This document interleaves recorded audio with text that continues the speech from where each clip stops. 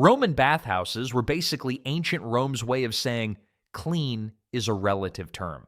While modern spas promise calm music and eucalyptus towels, these places were loud and full of half-naked strangers rubbing themselves with olive oil. People came to sweat, scrape, and occasionally sit in water you definitely didn't want to swallow. It might look like luxury carved in marble, but what really went on inside was messier and stranger than most people ever imagined. The Roman people built bathhouses everywhere. Some were grand marble palaces, others felt more like steamy broom closets you hoped to escape with your sandals still on. But rich or poor, everyone bathed. Senators, soldiers, street vendors, they all stripped down, oiled up, and pretended not to notice when the guy next to them was sweating like a broken sauna. Bathhouses weren't just about getting clean, they were the Roman Empire's favorite hangout spot. You could work up a sweat in the exercise yard, lounge around on marble benches arguing about philosophy you barely understood, or just show up to people watch and stir up some gossip. On mixed bathing days, things got even spicier, with enough scandal to fuel a week's worth of dirty looks in the forum. Before anyone could relax in the steam, they had to brave the apoditerium, the changing room, or the grand hall of lost clothing. You walked in wearing your finest tunic, and you left praying you wouldn't have to walk home wearing only regret. Bathhouse theft was so common that rich bathers didn't even bother trusting the gods. They brought slaves specifically to guard their clothes. Poorer folks, they just crossed their fingers and maybe whispered a few curses toward the nearest statue of Mercury, god of thieves. Didn't always work. Archaeologists have found little lead tablets where angry bathgoers asked the gods to punish whoever stole their sandals. Imagine being so mad you had to write a complaint to the sky. Assuming your clothes survived, it was time to get moving. But not to the baths yet.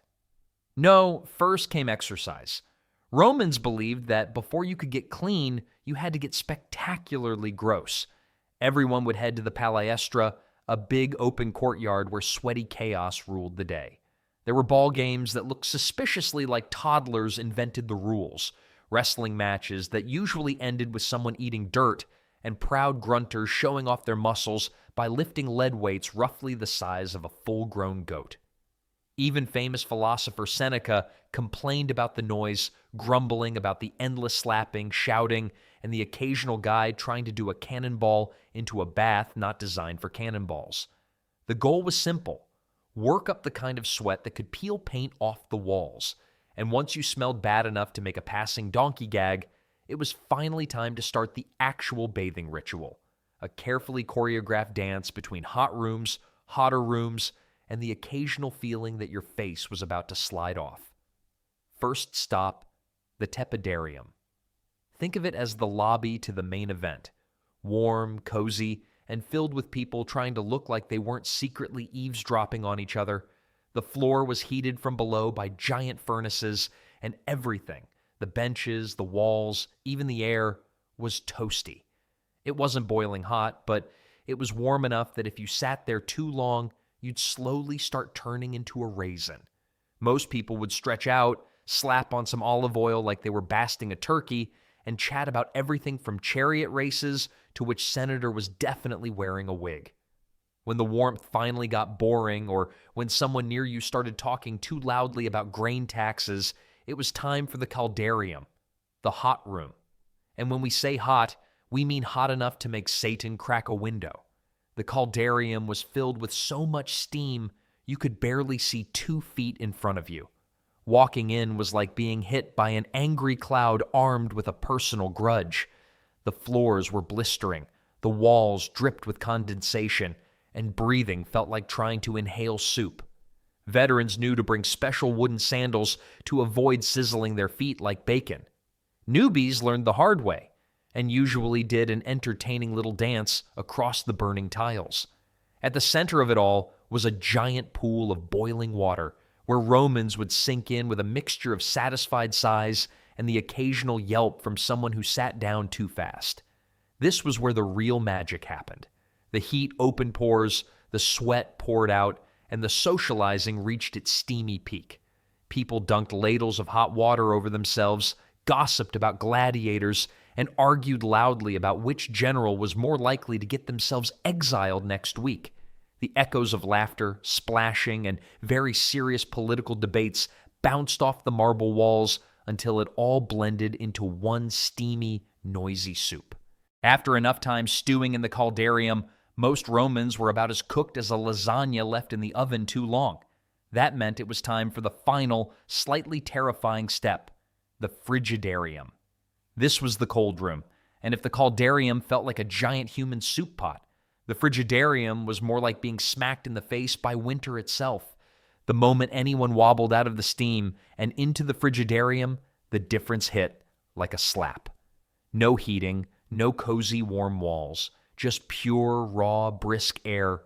Some frigidaria were open to the sky, which meant you could enjoy the full experience of chilly breezes wafting over your already tender skin.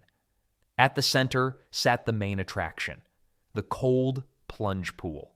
A big stone basin filled with water so icy it could probably stop your heart faster than a Senate assassination. The ritual was simple. Walk up to the edge, try not to think about your life choices, and dunk yourself in like a particularly nervous loaf of bread. The shock was instant. Most people let out an undignified yelp the second they hit the water, which was totally acceptable because everyone else was gasping too. Limbs stiffened, hearts raced, and for a few glorious seconds, it felt like your soul had temporarily left the building. But once the initial horror passed, the cold actually felt amazing. It tightened the skin, cleared the head, and made you feel like you could wrestle a lion, or at least survive the rest of the day without passing out. This whole warm, hot, freezing cold sequence wasn't just for fun. Romans genuinely believed it made you stronger and healthier. It was basically ancient hydrotherapy, except without any cozy bathrobes or spa playlists to make the suffering feel fancier. Now, after all that sweating, steaming, and freezing, you might think the job was done. Surely you were clean, right? Nope. Not even close. In fact, now came the most glamorous part of Roman hygiene, the scrape session. Here's the thing about Roman baths. For all their marble columns and engineering wizardry, the one thing they didn't really have was soap. Yes, soap existed, but they mostly used it to scrub clothes or treat weird skin rashes. When it came to cleaning actual bodies, the Romans had a different idea. Drown yourself in oil and scrape it off with a metal blade. Naturally, the process was straightforward in the way that being attacked by a butter knife is straightforward. First, you got handed a small flask of scented olive oil, or if you were fancy, you brought your own. Then, you poured the oil all over your body like you were marinating yourself for an upcoming rotisserie session. Every inch. No half measures. Once fully basted like a Thanksgiving turkey, you picked up your trusty strigil, a curved metal scraper that looked suspiciously like something you'd find in a horse stable, and started dragging it across your skin. Long, firm strokes, peeling off all the oil, sweat, dead skin, dirt, and whatever else was stuck to you after stewing in communal bathwater all afternoon. It was like pressure washing a driveway, if the driveway screamed occasionally when you hit a sunburned spot. Those with money had a personal slave to do the scraping for them. Everyone else either awkwardly twisted around trying to reach their own back or begged a buddy to lend a hand.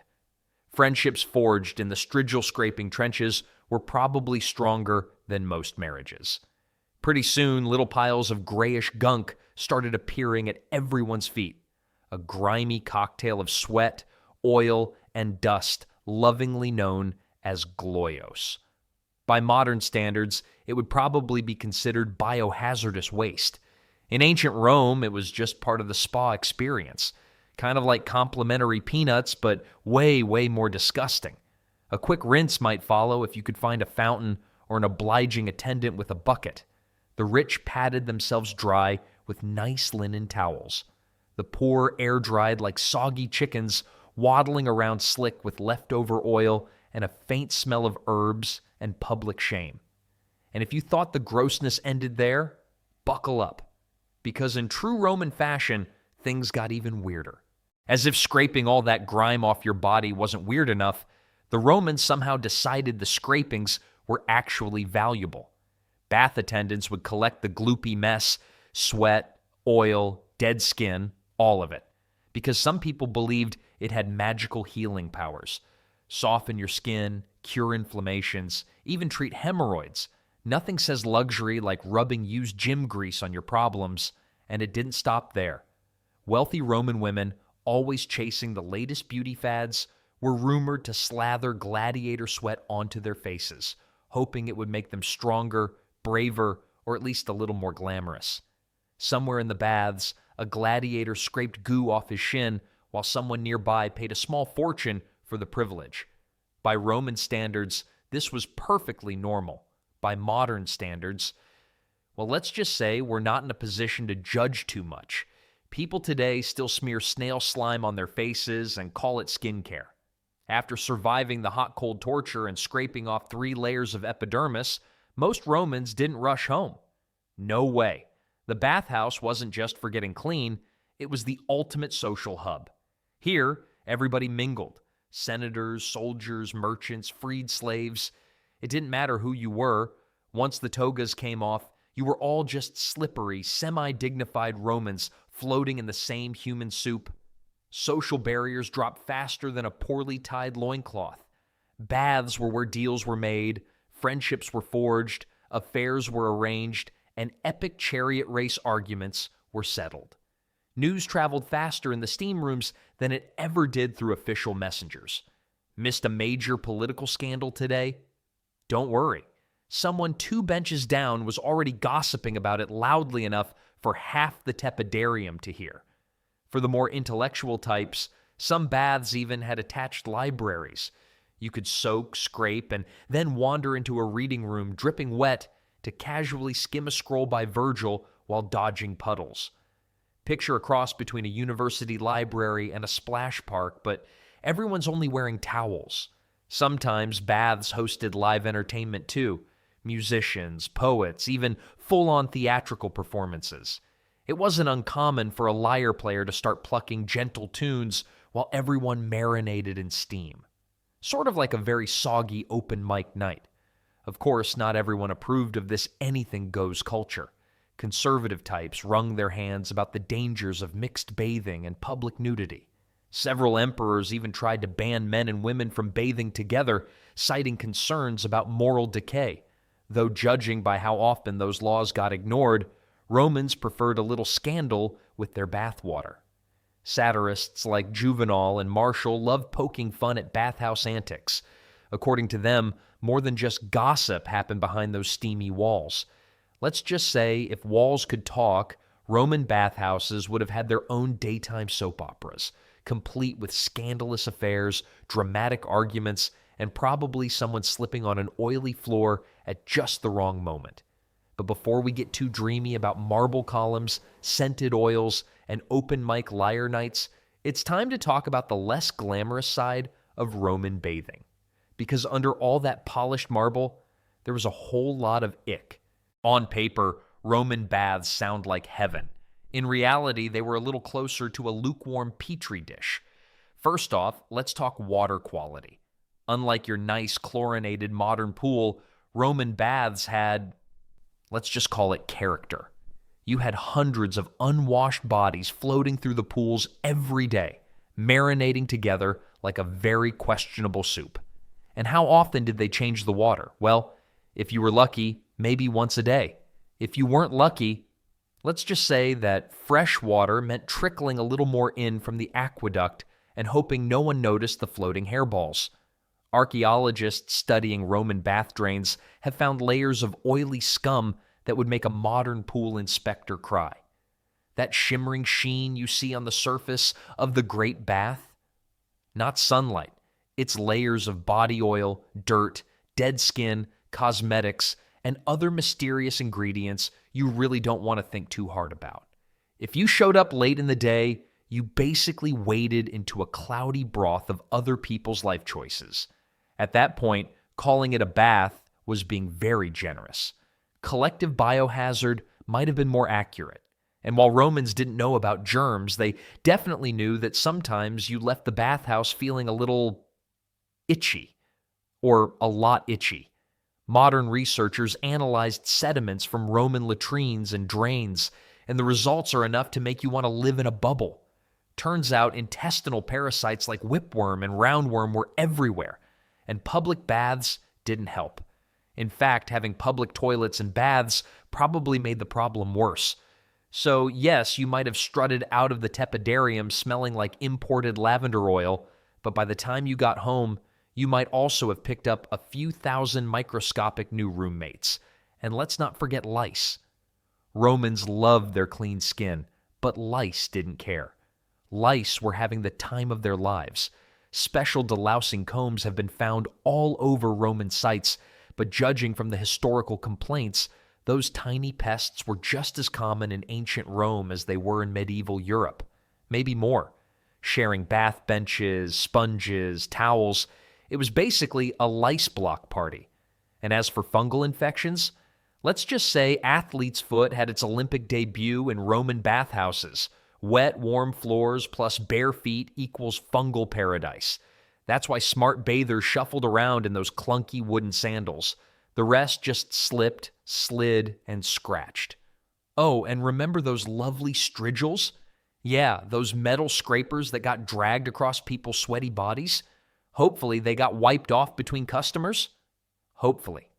If not, well, congratulations.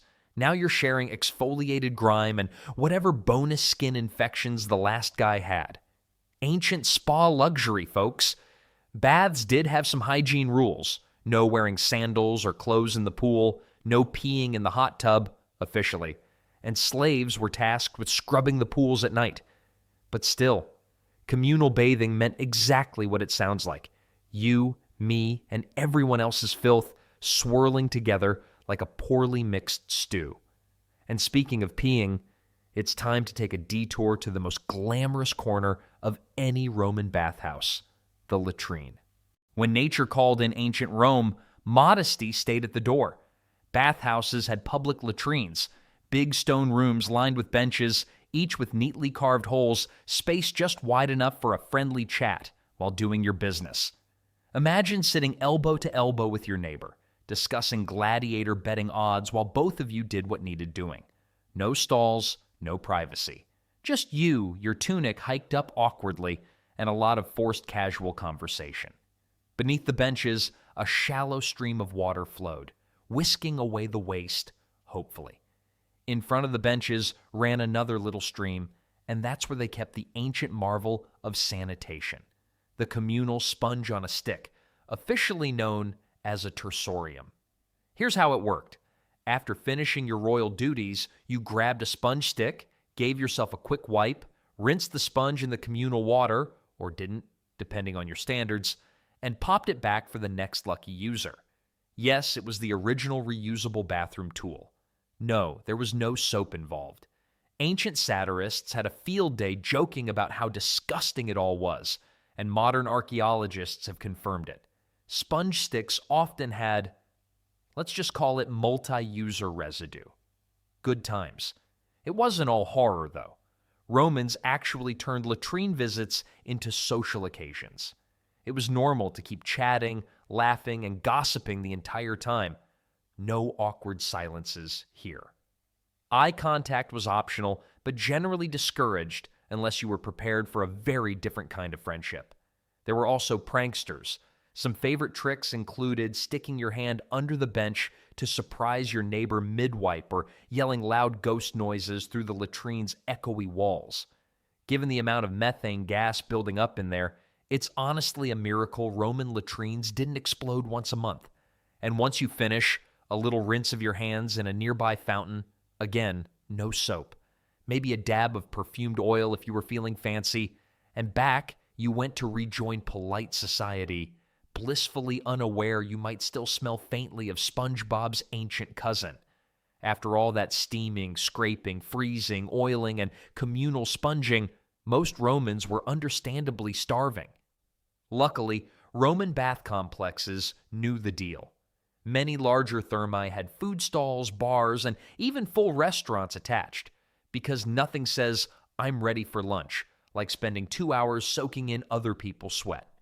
Vendors would stroll the halls selling meat skewers, chickpea pancakes, pastries, and, for the truly adventurous, questionable street oysters. If the parasites from the bath didn't get you, the oysters might. At the grand baths like Caracalla and Trajan, there were entire marketplaces tucked inside. Think ancient Rome's soggiest food court. At the smaller neighborhood baths, there was always at least a guy outside yelling about hot sausages. It was absolutely normal to grab a snack with the people you met while getting deloused. A bath wasn't just a bath, it was the full Roman social experience. Bath, gossip, wine, and food, preferably in that order. Nothing wrapped up a Roman spa day better than sitting around with freshly scraped friends, munching on some roast chicken, trading rumors about which senator had been caught wearing his wife's jewelry to dinner, and feeling way, way too full. At the end of it all, a Roman would stagger home cleanish, oiled, fed, and feeling like a true citizen. Want more weird history? Hit that subscribe button.